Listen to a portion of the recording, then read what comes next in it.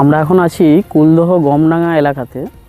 আমাদের এখানে একটি খালের উপর এটি আমাদের গোটা মাঠের জল বেড়ায়। এই খালের উপর একটি মানে রাস্তা আছে, পথশ্রী রাস্তা 25 সালে হয়েছে।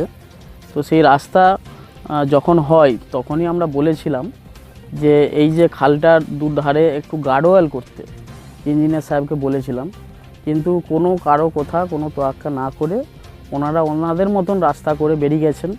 কিন্তু এখন এই যে ভগ্ন দশা, আমাদের এই কুলদহ গ্রামের এইটি প্রধান কৃষকদের রাস্তা।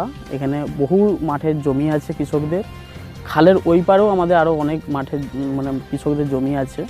এই যে সামনে রবি ফসল আসছে, যে কার্তিক মাস থেকে চালু হয়, সেই সময় আলু বিভিন্ন সবজি চাষ হয়।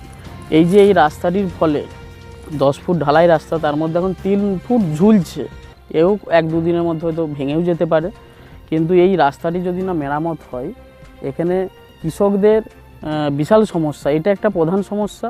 দ্বিতীয়ত এখানে একটা পিকনিক স্পট আছে, কুলদহ গমডাঙ্গা বলে পরিচিত, সকলেই জানেন।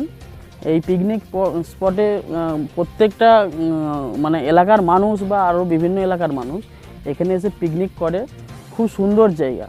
সেই দিক থেকেও কোনো মানে সমস্যার সম্মুখীন হতে হচ্ছে মানুষদেরকে।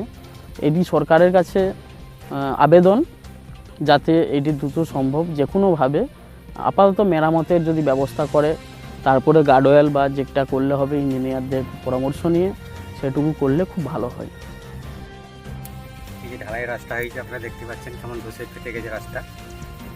এখন যেমন তেমন চলে যাচ্ছে, কিন্তু যখন সিজনে চাষের সময় তখন তো ওখান থেকে গাড়িও যাবে না, কিছু না, সমস্ত মাল মাথায় করে ওখান থেকে বয়ে নিয়ে আসা হবে।